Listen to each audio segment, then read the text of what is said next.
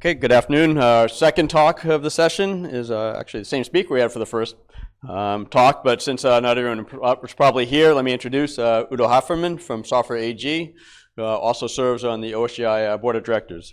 Udo. Yes, thank you. Actually, two people behind this work, so myself, Udo Hafermann, and Todor Boev, we're both architects at Software AG, and Todor is co-chair of the Enterprise Expert Group. Okay, so this talk is about actors and OSGi, and the underlying, or the question behind is how to achieve concurrency in a modular way. So, oops, I need to switch to the presentation, of course, sorry. Sorry, I made a little mistake here.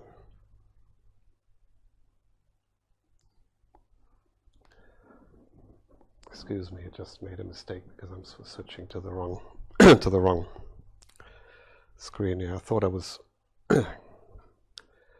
absolutely cool, but I wasn't. So where's my, here I am. Okay, so now I can move on. So I'm going to, after motivating this, I'm going to present the actor model, talk a little about actors in Java, and go through an example and explaining along the example how our envisioned implementation of actors in the OSGi context could work. If there's time, we can look at the code. So the background is concurrency, especially because there's more and more need for asynchronous concurrency.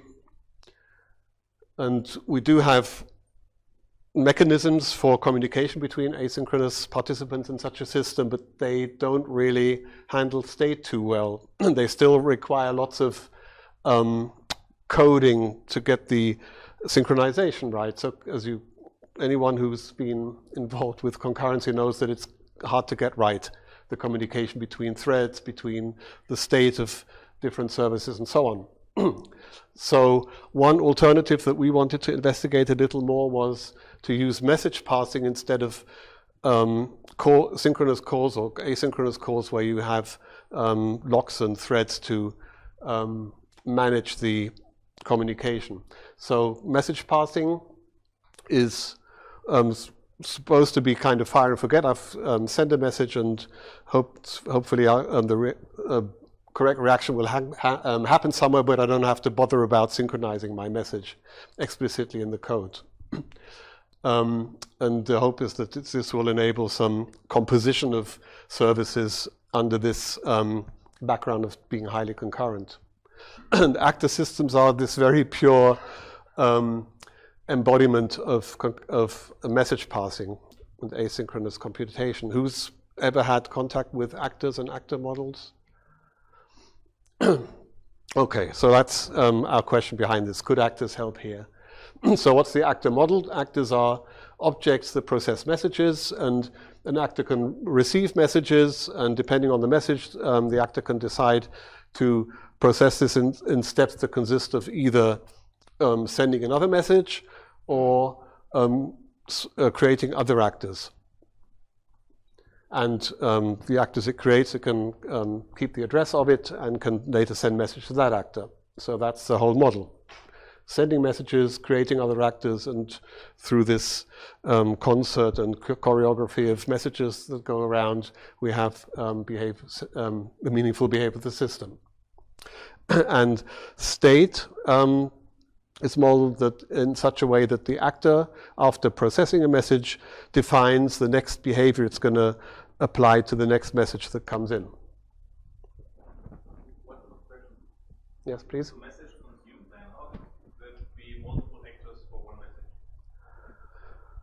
In the theory, I think you could have all sorts of ways, but here it's just one message to one actor, sent once, processed once, period. So that's the model. There are quite a few actor implementations in Java. We chose Akka. Akka is very rich, so it's supposed to be a complete system with complete set of functionality for everything. It's actually based on Scala, not on Java, but it has Java bindings, so you can use the Java APIs. And that's what we're doing in this, in our approach. And it's actively developed. So the other systems out there might also have their merits, and some are also actively maintained, but we chose actor and didn't do a comprehensive evaluation of all systems out there. This is a very common example to illustrate how actors work, the dining philosophers.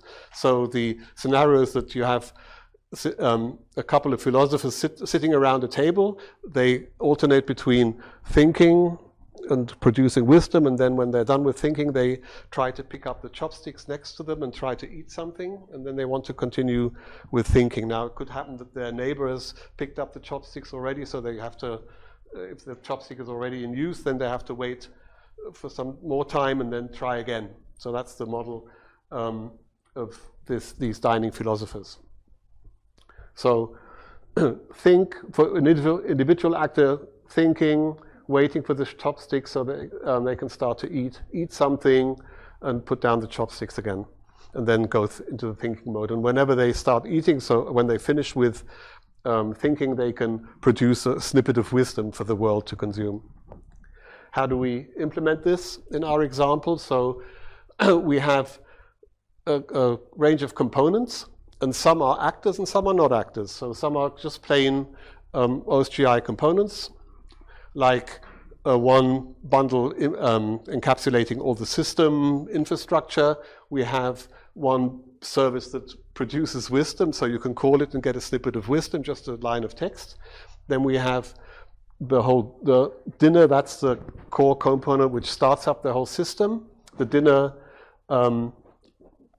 will make sure that the actors get fired up and started. Then we have 4 components representing the actors of the scenario. One is the table around which the philosophers are sitting.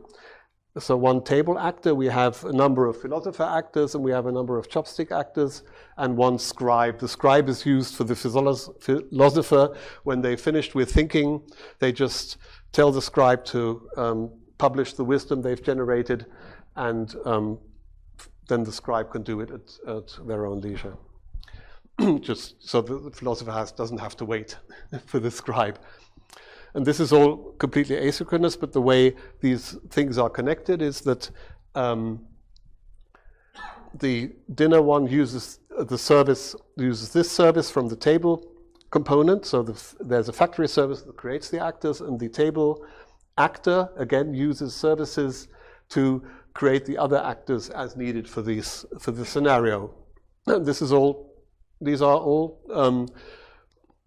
OSGi services which are injected. So they're all, the construction is completely by injection. So for instance, for the dinner component, which was a plain component, non-actor, it's simply, there's an injection during the activation, in the constructor of the system. That's the supporting libraries and the service that will give it the table actor. And in a similar way, this philosopher implementation of the actor service, which is an actor, they also, the wisdom generator, for example, is injected here just as a normal OSGi service for consumption during the message processing. So that's all done through plain OSGi means. And then at runtime, what happens is that the dinner component, which is the first one to fire up, when the example fires up, it will spawn this table actor, and the table actor, when it processes its first message, will spawn the other actors as needed. So in this concrete example, it would spawn 5 philosophers, 5 chopsticks, and 1 scribe actor. And then the actors would start exchanging messages. So the dinner component sends this message to the table actor that's created. So this is a non-actor component, but it can talk to actors. So first of all, it can spawn the actor and get its address, and it can send it messages. So it sends it messages, please host a dinner. Then the table actor knows, okay, now I should spawn these other actors, and they will start doing their thing. And here you can see a more complex exchange between these actors. So the philosopher will send a take message to both chopsticks, and depending on what they respond, either taken or busy, the philosopher will go to the next stage of either thinking or eating or waiting again. And at the end, it will send the put message back to the chopstick when the philosopher is done. And that's 5 philosophers doing it all in some sequence. And when the philosopher is done with thinking and is ready to produce wisdom, they send the right message to the scribe, and the scribe will output the wisdom to the outside world. And the philosopher has actually used a call to the outside system, to this non-actor service to get this line of wisdom to produce. So, and these are also special constructs because they are supposed to be asynchronous, because the whole actor processing rests on the approach that message processing should never block. So the philosopher, when they're processing, for instance, any message, they would never put out system out print line and wait for the print line to happen, because it could involve some kind of I/O that's blocking or never comes back or so on. So the idea is always to wrap all this into asynchronous calls. That's where we use the promises, the futures that we have, the API, and to just not wait for it to happen, simply to continue processing. So here you can see how the spawning the actors works. So here we have the dinner component, which was not an actor, but it uses the injected actor system to spawn this table actor by using this create method of the table service. So here it's calling the OSGi service and using it to using the injected system service to spawn an instance of the actor, and all this is wrapped into promises, into the Java future API in this case. That's given by the Akka implementation of actors. So they use this API. They're not OSGi, or they're OSGi agnostic, and they're the dinner component waits for the address to be returned finally so that it can continue sending messages.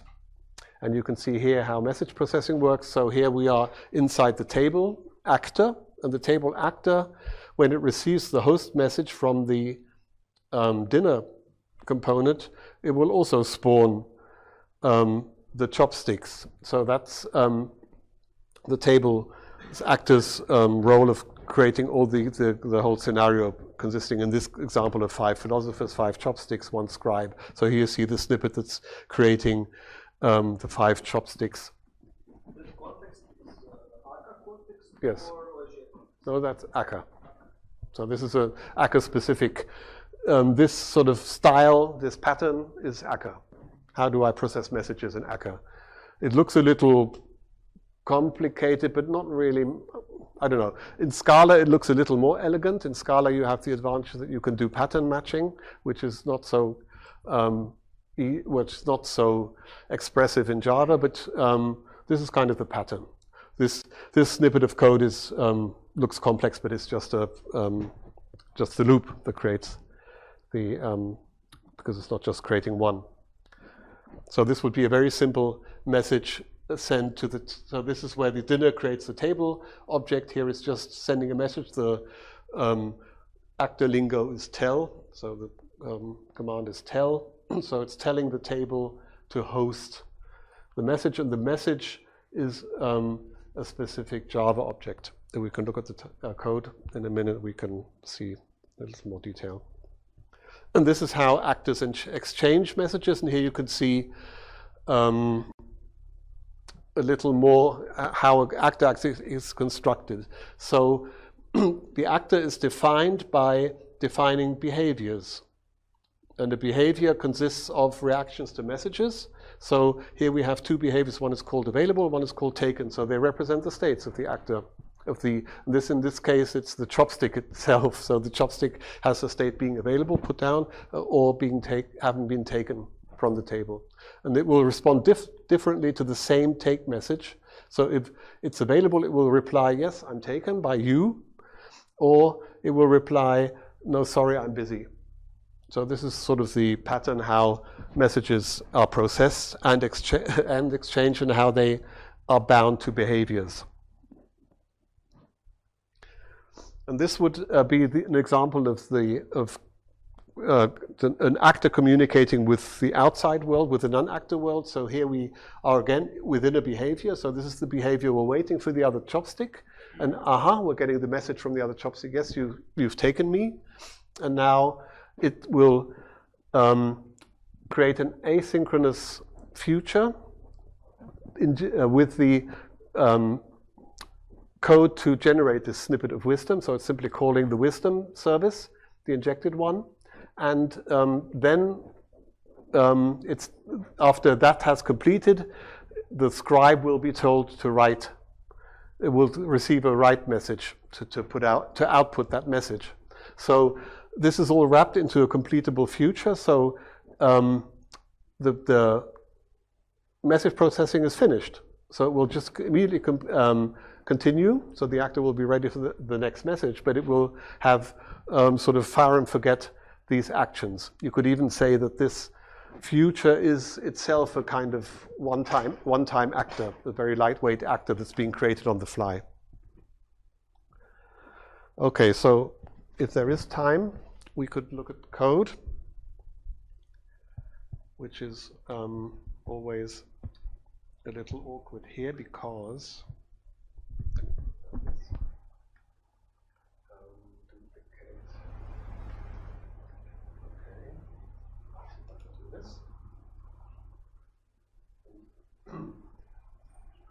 so first of all, I would like to run the code.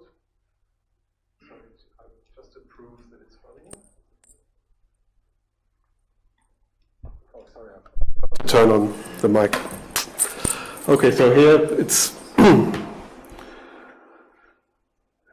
difficult to see even from the front probably, but you can see here the actors outputting or logging their activity using an ACCA facility for logging. So this again asynchronous, so the message processing doesn't have to wait for the log to be output, but here you can see the actors doing their processing, and from time to time you will see an actor outputting some wisdom, and at the end there's a timeout, which simply means that the dinner is forcefully ended. So what happens is that the table actor sends itself a message. I hope I'm correct. We had different ways of choreographing this, but anyway, so there is a timeout, I think, by sending a delayed message, a timed message, to the table object itself, and just to stop at some period of time. So there's no logic when to stop the dinner, it just simply stops it after a given time. And that's, I think, not so significant here. But you can see, so here I'm just, let me see if I can help here. Can I do this? Excuse me for being so dense here. I want to try to show the shell. So let's move the magnifier to the shell, I'm not sure. So we have the shell running here, and what I could show, I could restart the whole exercise by, I didn't rehearse really using the magnifier properly, sorry, excuse me for this. But what I can do, I can just stop bundles and restart, for instance, the dinner one, which is supposed to start the whole system, but it won't start because one of the other services is down. As soon as I start that service, again, processing will restart because, sorry, no, this was not the wrong sequence, that was the wrong sequence, but So I'm trying to start the dinner bundle again, and it will start, but it won't start until all the services are available, and then the whole processing starts afresh again. So this is just to show that this is all regular OSGi life cycle of services, and that the actor system can deal with that. So if we look a little at the code, so let me see if the magnifier helps us here again. So here we're looking at the chopstick class, and the chopstick class, the API class, so again, that's perhaps also important to mention. We separate, for a good service, we have an API, we have implementation. So this is the API of the chopstick service. It has this create method for creating an actor. It has an interface that defines the, the interface that defines the messages. So the chopstick interface, so the command interface defines classes which are the message objects being exchanged. So they can have parameters, so depending on the semantics of the messages. But in all, this describes the actor, the chopstick actor, the create method to create them, and the messages that can be exchanged. And then we can look at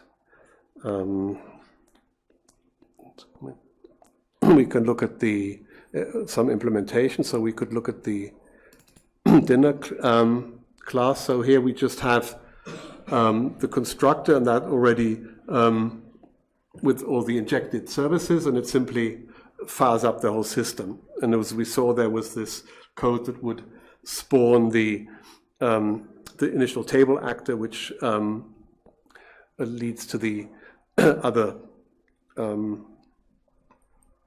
actors being created.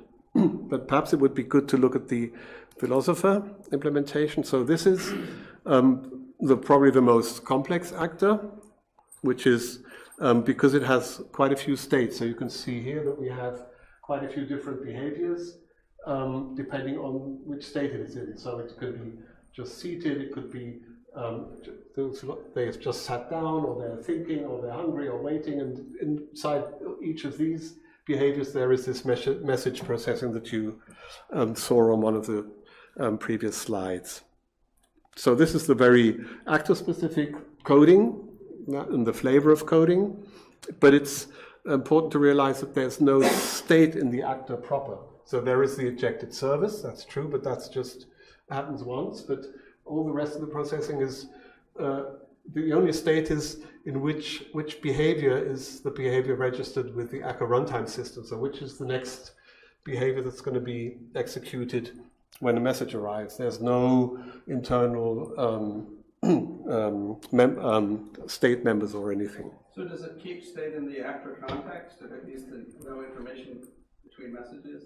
For example, a philosopher needs to know which two chopsticks he should be reaching for. Right, so that's all encoded in the behaviors. So you have, so here you have, you're thinking, you're hungry, you're waiting for one, Right, but I mean, I need to know which two chopsticks. There are 5, and I can't reach the one across the table. So which two chopsticks are the ones I should reach for? Right, that's encoded in the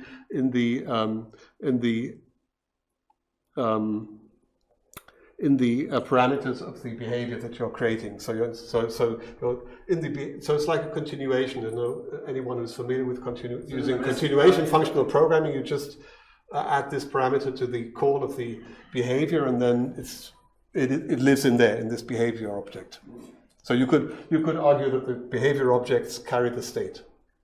So there is state. So there it would know which chopstick was the one it had already picked up.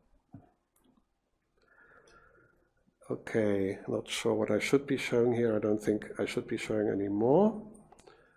So just let me leave this and go back to the slides here.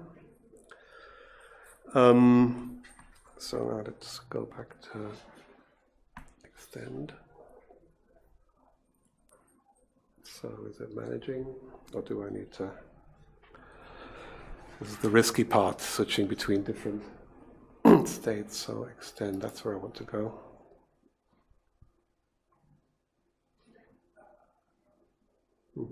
extend, that's what I want. It's not showing down. Okay, so let's do it differently. Let's go to duplicate after all. Then I need to somehow get rid of this and just restart at the place where I wanted to go. So, okay, so the findings. So we found, yes, it works. We can construct a system in this way. We can use actors in OSGi, and it feels quite comfortable, especially because this injection of the services works quite well. We feel it's quite modular in the sense that we have a good separation. So we have API bundles for the actor APIs. We have implementation bundles. We can, it feels just like when we construct other services as well. We have completely asynchronous communication. So within the actors, that's sort of the natural way that you would do it in Akka, within the actors. But when you sort of communicate between the outside world and the actors, it also feels correctly asynchronous, but it is, you do have to do some special wrapping. So what you can't do, or what you're not supposed to do, is in a message just do some synchronous call to some service. So you would always wrap it into into a future, into a promise, and make sure that it doesn't block you. But that works, and it works sort of so when the non-actor part of the system wants to communicate with the actors, it's just done by messages, and the other way around is done by synchronous calls wrapped into these futures. So that does work. What is a special case is that how do you handle the OSGi dynamics of which the actors, once they've been created, know nothing of. And there's some special code which is wrapped around the message processing to make sure that when an actor dies or is supposed to die, that that is appropriately handled using the Akka mechanism. So there's something like a death watch. So you can watch out. You can watch actors and you can watch their life cycle. So it's kind of attaching the actor life cycle implemented in Akka with the life cycle that we know from OSGi services, where you when a service dies, you want to make sure that the actors flying around also get killed. Sorry for that terminology. Okay, so that's something special. There's more to that, but that's part of the RFP 195 work. So Akka provides persistence. So you can, when the actor system goes down, you can restart it from the state the actors were in. If you use the persistence mechanisms, that's something, well, we also did some work on, but not in this demo. And there's a supervision mechanism in the Akka system also. So the expectation is that every actor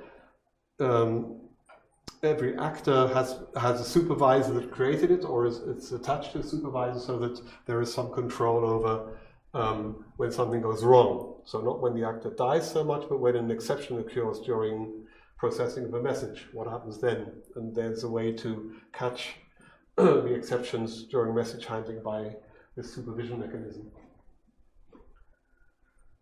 Okay, and we found, well, there is some boilerplate code, so if we could look into the code, especially this wrapping of the death watch mechanism around the actor creation. That's a little boilerplate code that could go away if we said, let's implement an actor system sort of as an OSGi spec. That would not include such code. So in that sense, it's well, it's more than a prototype, but there's still some boilerplate code that we would like to figure out how to make it go away. Okay, so that's it, what I have around this. I hope I've been rather quick because I was concerned about the time, but I didn't get a reminder. You have some time for questions, if any questions for Udo? So please. Remarks, comments, any reactions? Please join me in thanking Udo. Yeah.